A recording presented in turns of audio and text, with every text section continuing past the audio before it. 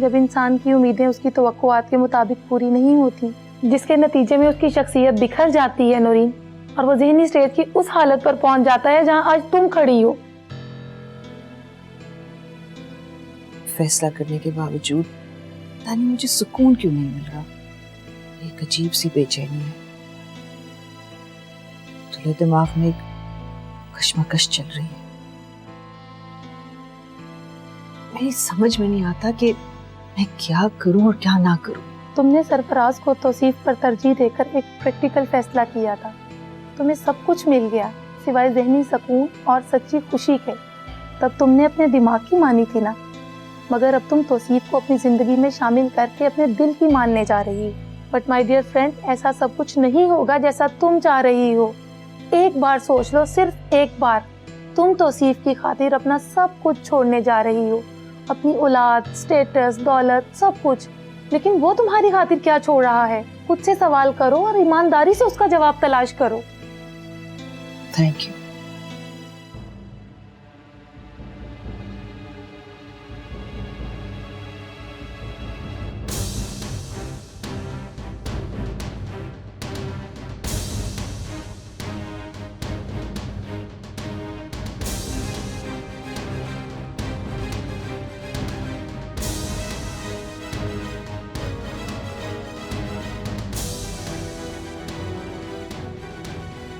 जानता हूं मैं तुम नाराज होगी, मैं तुम्हें ठीक से टाइम भी नहीं दे पा रहा हूँ। बस 2 दिन वेट करो। जो कुछ भी मैं कर रहा हूँ तुम्हारे लिए कर रहा हूँ।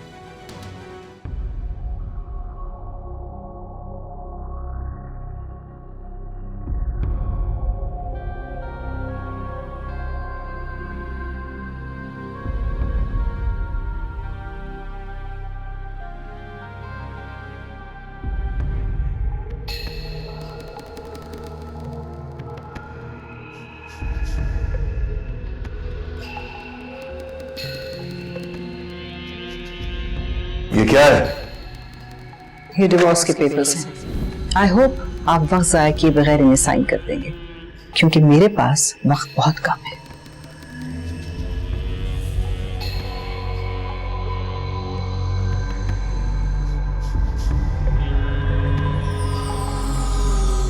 और तुम्हें ये सब कुछ, ये बैंक बैलेंस, ये स्टेटस, ये दौलत, ये बिजनेस, सब कुछ मुझसे शादी करके हासिल हुआ, ये मत भूलना। रियली? और इज्जत तो प्यार, वो तो आज तक नहीं मिला। एक बात याद रखो, मैं तुम्हें डिवोर्स कभी नहीं दूंगा। तुम कोर्ट जाना चाहती हो, शौक से जाओ। Okay, then I will see you in court. Okay.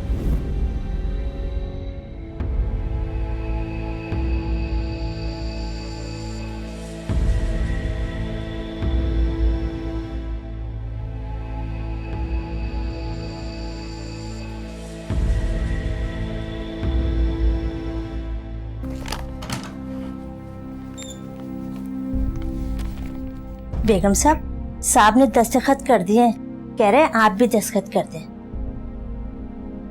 पर बेगम साहिबा, पता नहीं साहब कुछ उदास उदास से लग रहे थे। वो बेगम साहब, मुझे कल से 2 दिन की छुट्टी चाहिए। हाँ ठीक है, चली जाओ। खैरियत तो है ना? वो बेगम साहब, मेरा छोटा सा बच्चा है ना शाकिर, कल उसके अब्बा जेल से रिहा होकर आ रहे हैं। मुझे बहुत खुशी है। क्या तुम उस शख्स से घर आने पे खुश हो रही हो जो तुम्हें मार पीट करके जेल में गया था? तुम उसको फिर घर में घुसाओगी? बीबी जी, जैसा भी है तो मेरा शौहर ना, मेरे सर का साईं। भाई अच्छा हो या बुरा, बीबी जी सब कुछ उसी के दम से है। औरत साथ बहुत मजबूर होती है बीबी जी, खाविंद के साथ रहने में उसकी इज्जत होती है। खाविंद चाहे मेरा घर में कुछ भी सुलूक करता हो, लेकिन बाहर मैं उसी की बदौलत सर उठाकर चलती हूँ। अकेली औरत को कोई जीने नहीं देता। दुनिया बड़ी जालिम है, बहुत खराब है।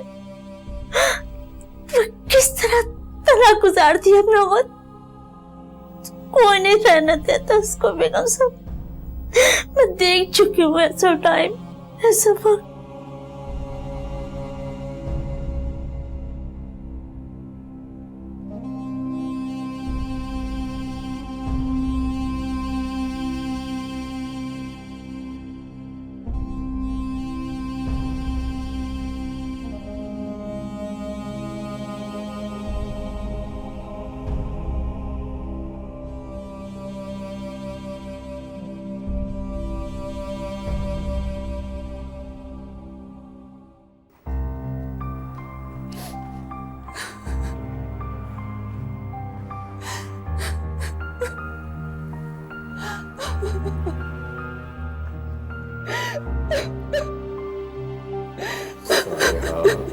क्या हो गया? ये तो 7 समुद्र पार थोड़ी जा रहा है, इसी शहर में है।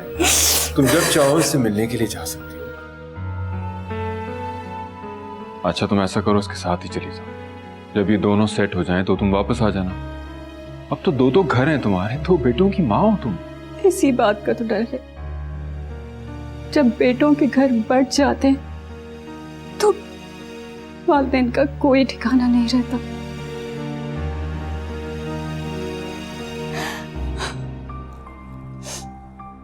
तुम जाओ बेटा, मैं बाद में तुमसे मिलने आ जाऊंगी। चलो बेटा, सामान वामान रखिए फिर। अच्छा अच्छा।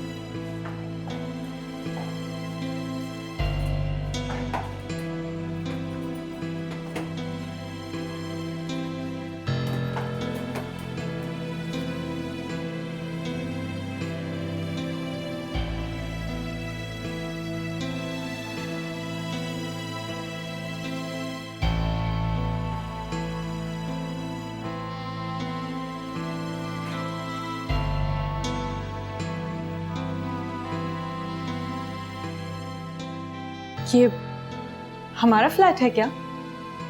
नहीं, ये हमसायों का फ्लैट है। जाहिर सी बात है हमारा फ्लैट है। ये नाइंसाफी है, ज्यादती है। मैं इस फ्लैट में नहीं रह सकती। चलो वापस घर चलते, मैं खुद ही अंकल से बात करूंगी। बकवास बंद करो, अब हम यहाँ से कहीं नहीं जा सकते। शुक्र है दानिश भाई ने खैरात में ये भी हमें दे दी है, मुझे इसकी भी उम्मीद नहीं थी। दानिश भाई कौन होते हैं फैसला करने वाले? इस जायदाद में तुम्हारा पूरा का पूरा हिस्सा बनता है, और मुझे अंकल से इस नाइंसाफी की उम्मीद नहीं थी। ऐसे तो कोई अपने सुतेलों के साथ भी सलूक नहीं करता। सुतेला ही तो हूं, तभी तो मुझे साइड पे लगा के रखा है। लेकिन तुम्हें क्या प्रॉब्लम है? तुम तो यही चाहती थी। अब एंजॉय करो इस महल को। क्या तुम सौतेले हो? अंकल तुम्हारे सगे फादर नहीं है? कितनी अजीब बात है ना। डैड मेरे सगे डैड है, मगर लगते नहीं। सच बात तो यह है कि दानिश भाई उनका सुतेला बेटा है, मगर मुझे सुतेलों की तरह ट्रीट करते हैं।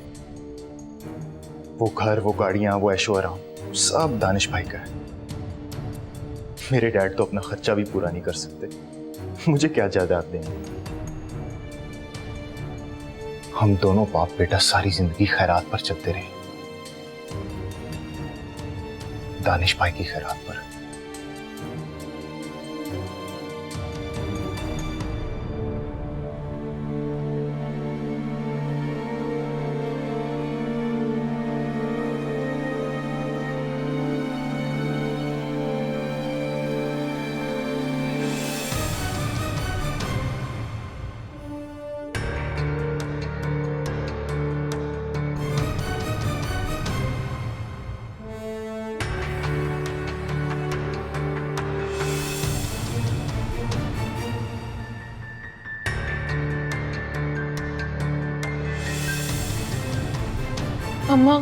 अम्मा मैं लुट गई हूँ, बर्बाद हो गई हूँ। मेरे साथ बहुत बड़ा धोखा हुआ है। अरे क्या मुसीबत है? क्यों मुझे हौलाए जा रही है? बताती क्यों नहीं है? क्या बैठे बिठाए आफत आन पड़ी है? कहीं फिर से तो तेरे मियाँ को पुलिस वाले। अरे अम्मा, ये शख्स अंदर ही रहता तो ही अच्छा था। कम से कम मुझे आज ये दिन तो ना देखना पड़ता। और मुझे क्या पता था कि इसकी सिरे से कोई औकात नहीं है, वरना मैं सबसे बनाकर रखती, अपनी सास के पैर धो धो कर पीती। आज इस 2 कमरे के फ्लैट में बैठकर अपनी किस्मत पर तो ना रो रही होती। अम्मा, वफा को पता ना चल पाए कि मेरे साथ क्या हुआ है, ये मेरी इज्जत का सवाल है। क्या 2 कमरों का फ्लैट? ये क्या कह रही हो तू? क्या हुआ आंटी? खैरियत है सब? हाँ हाँ, सब खैरियत है। वो दरअसल एहसास को खीर बनाने की तरकीब बता रही थी। तुम सलाद बना लो, तैमूर आता ही होगा।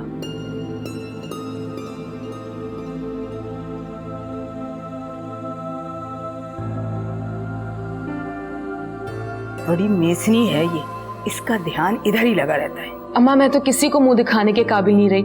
सैफ की ना ही तो कोई हैसियत और ना ही औकात, सब कुछ दानिश भाई का है। दानिश भाई के मरहूम बाप ने अपनी जायदाद उनके नाम लिख दी थी, और तो और अंकल भी दानिश भाई के ही खाते हैं। सब कुछ दानिश भाई और उनकी अम्मा का है, और मैं खामखा अंकल को मस्के लगाती थी।